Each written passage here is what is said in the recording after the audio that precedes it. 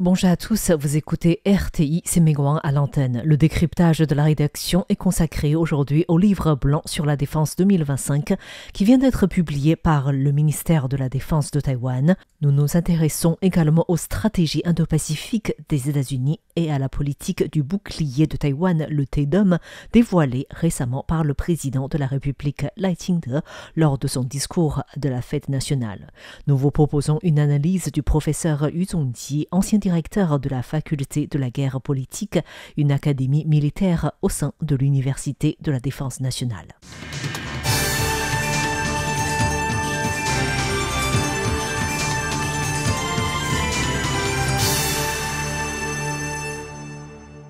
Récemment, le ministère taïwanais de la Défense a publié son livre blanc sur la défense nationale de l'année 2025, un rapport publié tous les 2 ans. Ce livre blanc a pour thème principal une armée résiliente déterminée à défendre la nation et il est structuré autour de 4 grands chapitres, à savoir environnement stratégique, la défense solide, la paix comme pierre angulaire et la gestion de la défense. Par ailleurs, ce livre blanc fait écho aux plusieurs points évoqués par le président de la République lors de la fête nationale le 10 octobre. Aujourd'hui, nous nous concentrons sur le premier volet de ce livre blanc, c'est-à-dire la stratégie, avec l'expansion chinoise en mer de Chine orientale, mer de Chine méridionale et en Asie-Pacifique. Le professeur Yu Zongji, ancien directeur de la faculté de la guerre politique, une académie militaire au sein de l'Université de la Défense nationale, nous partage son point de vue. Le défilé militaire du Parti communiste chinois du 3 septembre avait pour but de mettre en valeur sa forte puissance militaire comme un outil diplomatique, projetant sa capacité d'exercer une menace sérieuse pour la région Asie-Pacifique ou la mer de Chine méridionale. Le livre blanc de la défense 2025 a indiqué clairement et de manière très détaillée les ambitions d'expansion du Parti communiste chinois et les tensions provoquées en Asie-Pacifique ou en mer de Chine méridionale de ces dernières années. Le livre blanc démontre qu'à travers ces différents exercices conjoints de l'Armée populaire de libération en 2024, le nombre de ces armes, qu'il s'agisse des avions de chasse ou de divers types de navires de guerre en mer, dépasse largement la quantité nécessaire visant Taïwan. C'est la raison pour laquelle tous les pays de la première Chine d'île comprenant le Japon, la Corée du Sud, les Philippines, l'Australie et les États-Unis se préoccupent des ambitions militaires de la Chine. L'exemple parfait est celui des porte-avions chinois Liaoning et Shandong qui traversent le détroit de Miyako pour naviguer vers l'est du Japon. Et le Liaoning s'est même approché de l'île de Guam. Ces navigations visaient à démontrer la capacité chinoise de bloquer toute intervention américaine ou japonaise en cas de guerre dans le détroit de Taïwan. Encore plus loin, l'Armée populaire de libération s'est même approchée de Hawaï au début de l'année. Une flotte de destroyers lance-missiles de type 055 a même franchi et traversé la Papouasie-Nouvelle-Guinée avant de faire le tour de l'Australie et de regagner la mer de Chine méridionale par Singapour. Cela démontre que l'Australie est à portée de frappe maritime. Cela, sans évoquer les incidents répétitifs avec les gardes-côtes et les navires gouvernementaux philippins en mer de Chine méridionale, et le fait d'avoir amendé sa loi sur les gardes-côtes, lui octroyant le pouvoir d'initier une réponse paramilitaire de manière unilatérale en cas de ce qu'elle considère comme une violation de la dite loi. Tout cela augmente largement la menace chinoise vis-à-vis de tous ces pays limitrophes. En plus, depuis cette année, la Chine a également multiplié ses coopérations militaires à travers les exercices conjoints avec la Russie. C'est la raison pour laquelle le ministère de la Défense a détaillé toutes ces actions chinoises qui ne visent pas uniquement Taïwan dans son livre blanc. Les activités de l'armée de libération s'étendent désormais au-delà de la première chaîne d'îles et sa coopération militaire avec la Russie s'intensifie. C'est une évolution notable. Dans son contexte, Taïwan renforce sa propre défense nationale, mais les stratégies américaines dans la région Indo-Pacifique jouent aussi un rôle déterminant. Les États-Unis s'apprêtent à publier leur NDS, Stratégie de défense nationale de 2025. D'après ce que l'on sait, cette stratégie a 2 principales considérations. La première est la défense de son propre territoire. Cela explique les raisons pour lesquelles Donald Trump a décidé de déployer la force militaire pour traiter certains événements d'extrême gauche dans certains États qu'il considère comme une menace à la sécurité nationale ou à l'ordre juridique. Cela explique également pourquoi il s'apprête à utiliser la force militaire pour résoudre les problèmes de drogue vis-à-vis des pays limitrophes, notamment le Venezuela. La deuxième considération prioritaire est d'éviter une invasion de Taïwan par la Chine. Cela signifie que Washington considère la Chine comme son principal adversaire et ennemi dans le monde, qui soit capable de défier leurs intérêts et leur sécurité. Le déploiement militaire des États-Unis est organisé en fonction de la Chine. Cela comprend les actions de Trump dans la guerre en Ukraine, où les États-Unis ne fournissent leur soutien qu'en cas nécessaire et laissent l'OTAN en première ligne. La raison est simple, le véritable défi pour les États-Unis se situe désormais en Asie-Pacifique, face à la montée en puissance de la Chine. Dans cette optique, Washington cherche à consolider un mécanisme de défense collective au sein de la première chaîne d'îles, afin d'empêcher toute tentative chinoise d'envahir Taïwan.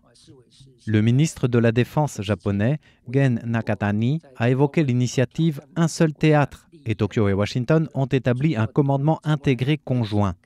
Le siège de ce commandement peut être très proche de Taïwan, soit sur l'archipel Ryukyu, soit sur l'île Yonaguni. Ce commandement servirait de poste de commandement avancé pour coordonner toutes les opérations de la zone Indo-Pacifique. L'objectif est de permettre au commandement américain du théâtre Indo-Pacifique d'intégrer toutes les ressources militaires régionales. Depuis le dialogue de Shangri-La de cette année, on observe que les États-Unis, le Japon, la Corée du Sud, les Philippines et l'Australie œuvrent à la création d'une sorte de mini-OTAN asiatique. C'est-à-dire que les pays démocratiques de la première chaîne, avec les États-Unis en tête, sont en train de mettre en place une sorte de mécanisme de défense collective. Même si Taïwan n'en fait pas officiellement partie, dans la pratique, ce dispositif de défense collective est conçu pour protéger Taïwan et empêcher toute invasion de Taïwan, ou du moins en rendre le coût inacceptable pour Pékin. C'est le deuxième point principal de la future NDS. La stratégie de défense nationale de 2005 des États-Unis peut être publiée très prochainement. Des pays de la région, y compris Taïwan, ont également déjà élaboré des politiques pour répondre aux priorités définies par les États-Unis. Le Congrès américain a récemment invité Taïwan à participer aux exercices militaires RIMPAC et a voté une aide militaire supplémentaire d'$1 milliard pour renforcer les capacités défensives de l'île. C'est un signe très fort. La sécurité de Taïwan est désormais perçue par Washington comme un enjeu majeur et que Washington est prêt à y mettre des ressources. En outre, en cas d'une éventuelle confrontation militaire avec la Chine, les États-Unis ont constaté leurs propres lacunes, notamment en matière de munitions de précision et de leur capacité logistique. Contrairement à la Chine, qui combattrait tout proche de chez elle, les États-Unis seraient désavantagés par la longueur de leur ligne de ravitaillement. Pour y remédier, Washington met en place un réseau logistique régional en coopérant avec le Japon ou la Corée du Sud pour, par exemple, la production et les réparations navales directement dans ces pays, sans retour aux États-Unis. La production et l'entretien des munitions de précision seront produits en collaboration avec l'Australie. En plus, d'importants stockages de munitions seront faits aux Philippines, notamment dans la baie de Subic. De plus, le département américain à la défense a déjà exigé de ses fabricants d'armement qu'ils augmentent par 4 leur production de 12 catégories de munitions essentielles dès l'année prochaine. Le département américain à la défense sait que les guerres modernes se décident sur la logistique. Les récents conflits en Ukraine et au Moyen-Orient ont épuisé une partie considérable des stocks de munitions américains, qui doivent maintenant être reconstitués. C'est pourquoi Washington prend dès à présent des mesures de prévention et de réorganisation.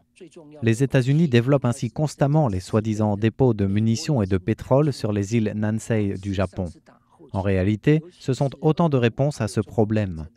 De son côté, dans son livre blanc de la défense, Taïwan étudie aussi la possibilité de réserver ses importantes ressources de guerre et ensuite les mobiliser et les fabriquer rapidement, voire utiliser l'IA ou l'impression 3D, etc.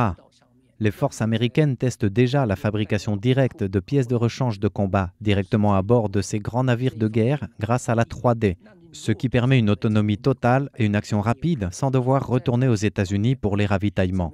C'est pour cette raison que le président Lai Ching-te a déclaré lors de son discours de la fête nationale l'intention de Taïwan de s'orienter vers la fabrication intelligente. C'est pour faire écho aux stratégies américaines.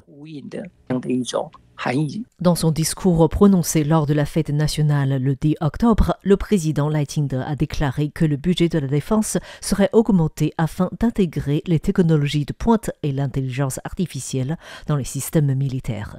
Les dépenses militaires atteindraient les 5% du PIB d'ici 2030 contre environ 3% aujourd'hui.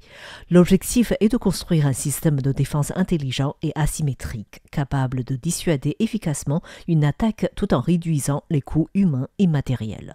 Il a également défini 3 priorités, à savoir accélération de la création du bouclier de Taïwan, le TDOM, une défense aérienne multicouche hautement sensible et capable d'intercepter les menaces. Ensuite, renforcer la protection des vies et des biens des citoyens. Et enfin, faire de la résilience technologique un pilier de la défense nationale. Le concept de bouclier de Taïwan est évoqué ainsi pour la première fois par Lai Ching-te. Le concept de Taiwan Dome n'est pas une invention purement locale. Il s'inspire largement des modèles américains et israéliens. Il fait écho également au bouclier de défense américain, en sachant qu'en avril dernier, le président Trump a approuvé un budget supplémentaire de 1 700 milliards de dollars américains pour développer ce qu'il appelle le bouclier américain. Ce programme s'appuie en grande partie sur le modèle israélien de défense multicouche, combinant protection rapprochée, moyenne, lointaine et même proche de la couche spatiale. Israël dispose de 4 couches principales. La défense rapprochée avec le dôme de fer, la moyenne, il y a le David Sling ou la fronde de David. Il y a ensuite des systèmes Arrow et également les Patriots des États-Unis. Taïwan suit une logique similaire. Pour la courte portée, l'île dispose des missiles Landsword 2 et elle a acquis le système américain NASAMS, capable d'intégrer différents types de missiles, y compris les Stinger, les Landsword 2, les AIM-120. Pour la moyenne portée, Taïwan utilise les Patriots PAC-2 et PAC-3. Pour la longue portée, Taïwan a développé le Tiangong 4, qui suit le système américain THAAD, capable d'intercepter des missiles entre 70 et 100 km. En somme, Taïwan met déjà en œuvre une défense multicouche complète, correspondant à ce que le président appelle le bouclier de Taïwan, le T-Dome. Mais au-delà du matériel, l'enjeu est désormais à l'intégration des systèmes. Il faut relier tous ces dispositifs à travers un système de commandement intégré IBCS, afin d'obtenir une image commune de la situation opérationnelle. C'est ce qu'a déclaré le président taïwanais.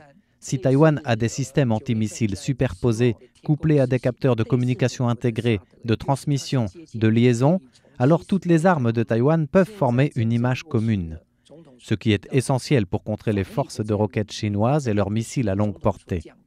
Le président de la République estime que Taïwan doit investir beaucoup de ressources à l'avenir pour construire un tel bouclier taïwanais, qui vise à répondre en fait au développement de la Chine, qui renforce actuellement ses missiles, ce qui constitue une menace majeure pour détruire Taïwan. D'autant plus que le nombre de ces armements est extrêmement élevé. Si le Taïwan Dome est effectivement achevé, il devrait permettre de neutraliser une grande partie de la menace balistique chinoise, surtout si ce système est interconnecté avec le bouclier américain et ceux d'autres pays alliés de la région. De cette façon, la menace que représentent pour Taïwan les missiles que le Parti communiste chinois développe de manière agressive pourrait être minimisée.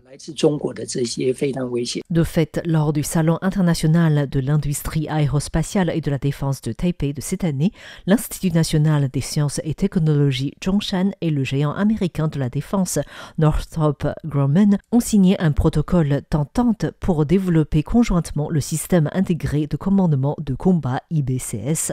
Un responsable de la défense taïwanaise a révélé que cela équivalait à une évolution vers un système de défense aérienne intégrant des armes produites localement et importées. Des faits là le message clé du lancement du bouclier de Taïwan, puisqu'il témoigne non seulement du renforcement des préparatifs d'autodéfense de Taïwan, mais aussi du lien entre les industries de défense taïwanaises et américaines et du nouveau développement des relations économiques et commerciales. Merci à tous d'avoir suivi ce décryptage proposé avec Meg Wang, avec une analyse sur le livre blanc de la défense nationale de 2025 et la politique de bouclier de Taïwan. L'analyse a été faite par le professeur Yu Zongji. C'était Meg Wang pour Radio Taïwan International. Merci de votre écoute.